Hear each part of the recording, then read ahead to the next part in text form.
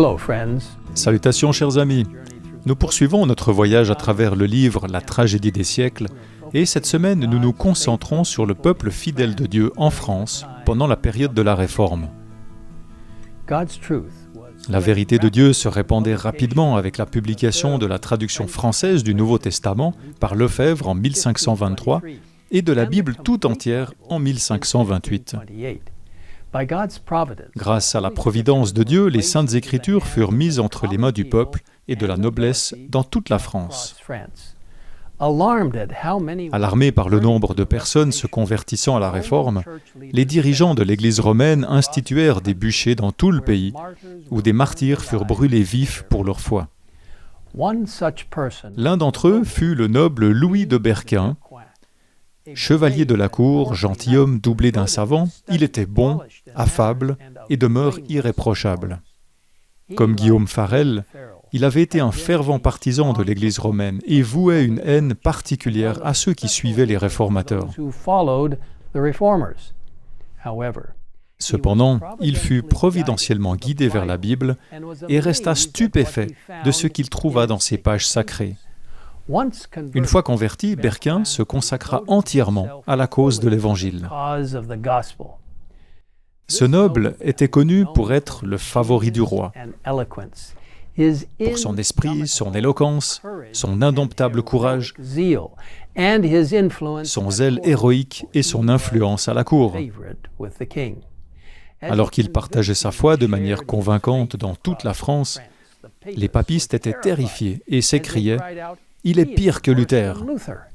À plusieurs reprises, ils avaient jeté le courageux chevalier en prison sous prétexte qu'il était un hérétique, mais à chaque fois, il avait été libéré par le roi.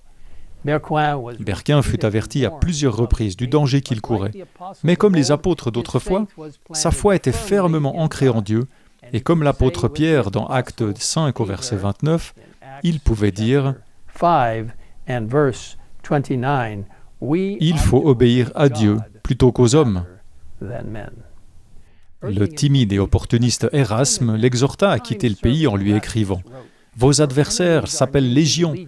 Votre case fut-elle meilleure que celle de Jésus-Christ? Ils ne vous lâcheront pas qu'ils ne vous aient fait périr cruellement. Ne vous fiez pas trop à la protection du roi.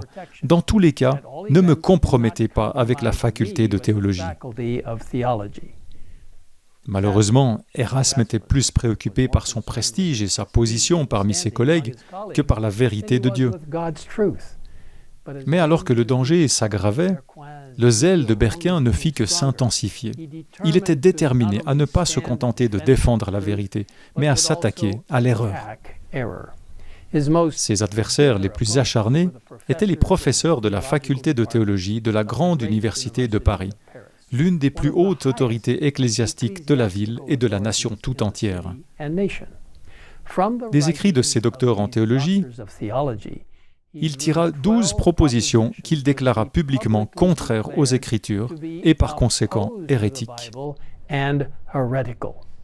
Il proposa que ses professeurs défendent leurs enseignements à l'aide de la Bible et fit appel au roi pour qu'il agisse en tant que juge.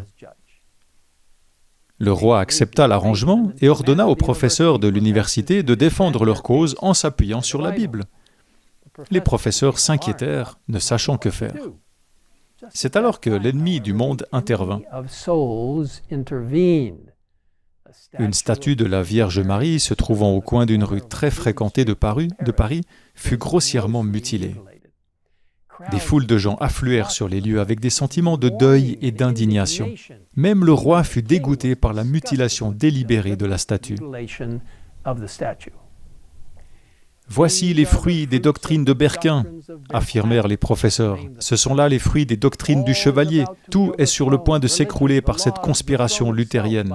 La religion, les lois, le trône lui-même. » Une fois de plus, Berquin fut arrêté. Le roi quitta Paris pour un temps, et le noble chevalier fut laissé à la merci de ses ennemis. Le réformateur fut jugé et condamné à mort.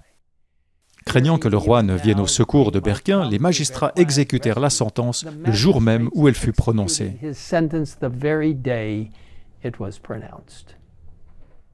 Ellen White décrit la scène comme suit. À midi sonnait, il fut conduit au lieu de l'exécution. Une foule immense se réunit pour assister à sa mort. Plusieurs constatèrent avec épouvante que la victime avait été choisie parmi les hommes les plus nobles et les plus illustres de France.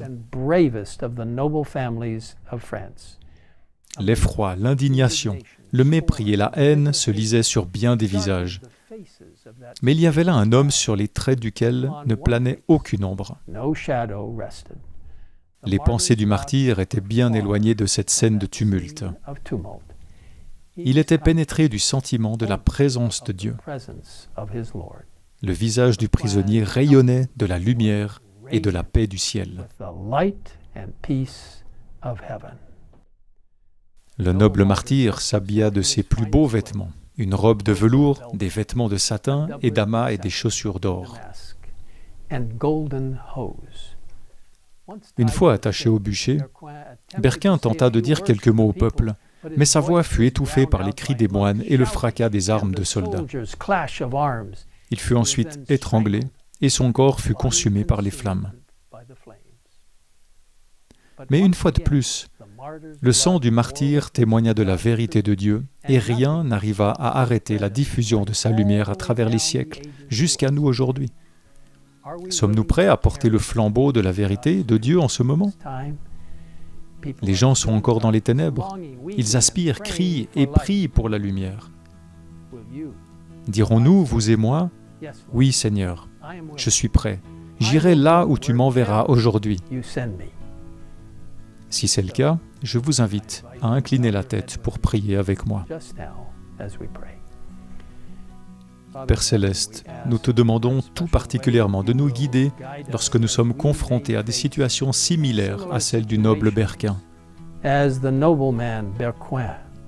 Seigneur, nous te remercions pour la stabilité, la franchise et la concentration qu'il a eue sur toi et sur ta sainte parole.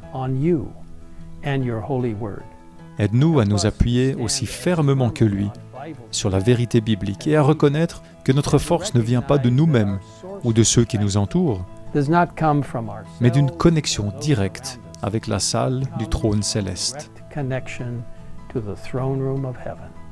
Merci Seigneur de nous donner cet exemple de la manière dont nous pouvons défendre la vérité biblique. Nous te le demandons au nom de Jésus. Amen. Amen.